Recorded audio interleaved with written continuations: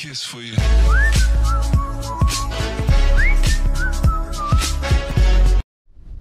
Assalamualaikum warahmatullahi wabarakatuh.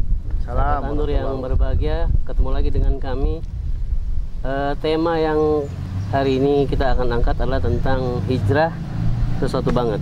Gus, kita bicara tentang hijrah. Dulu Nabi hijrah karena perintah Allah, Ya. dari Mekah ke Madinah karena perintah Allah, dari kebatilan menuju ke kebaikan. Sekarang kita sudah di zaman kita ini mulai ngetren yang namanya tren hijrah. Banyak selebritis hijrah baru sebulan 2 bulan tapi gayanya udah kayak mufti gitu. Udah kayak kiai, padahal baru hijrah, baru belajar agama. Bukan hanya selebritis ya. Oh, bukan hanya selebritis ya, tapi yang paling nyorot kan di media, artis ada nggak ada Jumatan, dia Jumatan sendirian. Merasa paling tahu, merasa paling benar, padahal baru hijrah. Gus, fenomena hijrah gimana, Bis? Ya. Menurut saya sebenarnya hijrah itu kan apa sih? Perpindahan dari yang sebelumnya mungkin dianggap kurang baik kepada yang lebih baik gitu kan. Sekarang memang fenomenal gini Bang Maung. Fenomenal sekarang orang tren mengartikan hijrah itu hanya sebatas fisik, pakaian atau fisik yang lainnya gitu. Padahal sebenarnya menurut saya hijrah yang sebenarnya adalah perpindahan yang kepada lebih baik itu dari perilaku, hatinya, tutur kata, dan cara berbicara, kesehariannya dia di interaksi di sosial, masyarakat, dan teman bergaul. Itu sebenarnya. Jadi perpindahan yang lebih baik itu tidak, kita tuh kadang-kadang terkukung oleh penampilan performan fisik aja, padahal sebenarnya menurut saya tidak seperti itu. Tidak tepat ya kalau hijrah diukur dari penampilan, pecinya lah, atau mungkin mohon maaf jenggotnya. Jadi yang nggak jenggot nggak hijrah. Kan nggak juga ya. Nggak juga. Sebab Nabi juga kan sunnahnya banyak, nggak cuma jenggot. Iya. Sunnah Nabi ngapal Quran. Betul. Kalau sunnah Nabi cuma ngurusin jenggot, masih banyak Ini yang mau lain. juga nggak jenggotan? Nggak jenggot, tapi saya juga menjalankan sunnah yang lain kan. Iya. Belajar kan sunnah Nabi. Gus, sekarang fenomena hijrah ya mungkin kalangan selebritis atau mungkin anak-anak muda zaman sekarang, mereka jadikan hijrah itu sebagai suatu yang ya baik sebenarnya hijrah ya, tapi sayang sekali ternyata hijrahnya mereka malah membuat mereka menyalahkan orang lain Ya. yang belum hijrah disalahin. Betul. Yang memang sudah berada di yang sudah hijrah duluan juga disalahin. Ya. Ini gimana, fenomena apa Gus yang menyebabkan mereka jadi seperti itu? Padahal mereka awam kan, baru belajar agama. Ya. Walaupun tidak semua yang Ya. tapi yang ngetren adalah mereka seolah-olah paling tahu, paling benar. Ya. Salah kaprah bahwasanya mereka itu setelah merasa hijrah, merasa dirinya lebih baik di mata mereka ya sebenarnya. Tapi juga mereka menganggap kalau mereka tidak menjadi bagian dari saya gitu, mereka tidak seperti saya, mereka salah, mereka nggak benar dianggap karena tidak dianggap bagian dari mereka atau seperti mereka. Nah ini yang menjadi salah kaprah sekarang makna tentang hijrah. Nah ini kan yang menjadi sekarang tren hijrah itu rata-rata kan selebritis Bang Baong nih. Ini kan mereka rata-rata influencer. Jadi karena influencer banyak orang terpengaruh, terhipnotis seakan-akan hijrah yang terjadi seperti itu, ya walaupun tidak semua ya, itu dianggap benar, menyalahkan orang lain, merasa paling benar, dan hijrah misalnya hanya secara fisik tadi seperti kita bilang, itu kan sebenarnya kurang tepat. Karena hijrah pada zaman Nabi pun sebenarnya juga ada secara fisik. Tapi yang paling substansi yang paling benar adalah bahwasanya hijrah itu ya perilaku. Misalnya tadinya mungkin dari ibadah, contoh ibadah tadi mungkin sholatnya nggak 5 waktu jadi sholat 5 waktu. Tadi mungkin ngerjain sholat yang wajib-wajib aja, sekarang kerjain sholat yang sunnah. Itu kan namanya Hijrah juga. Hijrah. Simple ya berhijrah. Simple sebenarnya. Nah kayak gini contoh, mohon maaf ya, banyak kiai-kiai kita sebenarnya yang kiai itu penampilannya luar biasa aja gitu. Tapi sebenarnya mereka orang alim, orang soleh. Kenapa? Karena mereka tidak mau menunjukkan kealiman mereka. Karena mereka saking tawadunya, rendah hatinya. Karena mereka derajat mereka itu tinggi hanya pengen dilihat di mata Allah aja, bukan di mata orang lain. Jadi mereka nggak mau riya, nggak mau pamer. Saya kira itulah yang paling yang paling tepat makna hijrah itu, bukan merasa paling benar, bukan karena dia nggak bagian dari saya atau nggak seperti saya mereka salah, ya belum tentu juga. Apalagi kalau hanya dari segi fisik aja misalnya gitu. Dan poin yang kedua, ini menariknya Ya. teman-teman yang tren hijrah ini, mereka kalau bukan gurunya nggak mau Haji.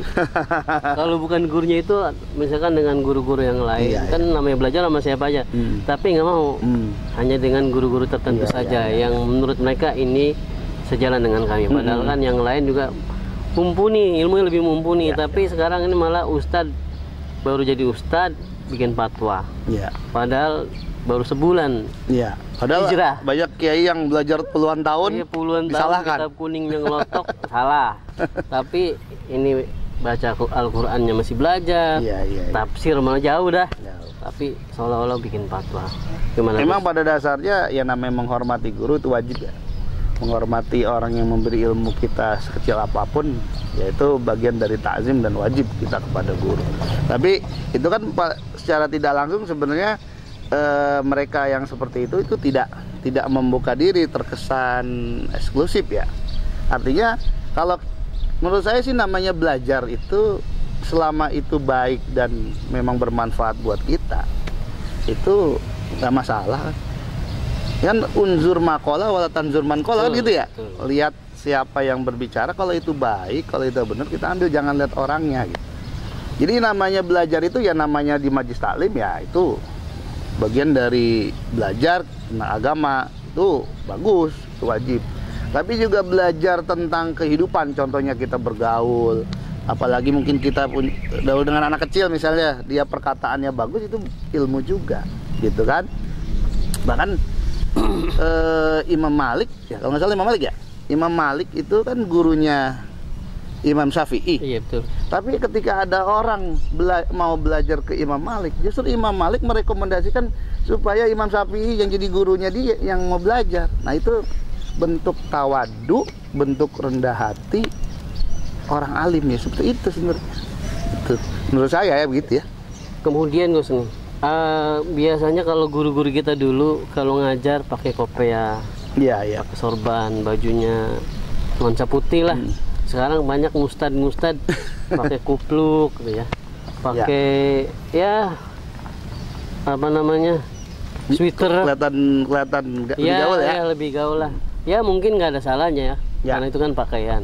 Tapi anak-anak muda sekarang justru inilah ustad. Ustad model pakai peci, wah tinggalan zaman itu. Ini gimana Gus? Nggak apa-apa Pak. Saya sih ngelihat apakah ini efek dari fenomena belajar awalnya mungkin lewat media sosial. Jadi tidak ada tidak ada bimbingan guru gitu. Nah kalau misalnya fenomena sekarang ada ustadz tren begitu, memang banyak disukai anak muda karena memang dianggap guru ini ngikuti tren lah. Tapi yang terpenting menurut saya bukan tampilan fisik dan lain-lain ya, tapi bagaimana seorang guru itu bisa memberikan ilmu agama ya. Kalau ini kan ustadz ilmu agama yang manfaat, dan juga ilmu agama yang itu bisa membuat muridnya itu bisa lebih baik dalam kehidupan sosial khususnya, dan hubungan dia sama Allah Subhanahu wa Ta'ala gitu kan. Tapi satu sisi juga kita pengen guru itu memberikan arahan bahwasanya saya ini walaupun disebut misalnya saya guru nih, saya ini walaupun ustadz, walaupun guru kalian, bukan berarti mungkin saya lebih baik dari kalian gitu loh. Jadi ada kesan tawadu dari guru, bukan merasa saya guru kalian nih gitu kira-kira. Ya, paling berarti benar.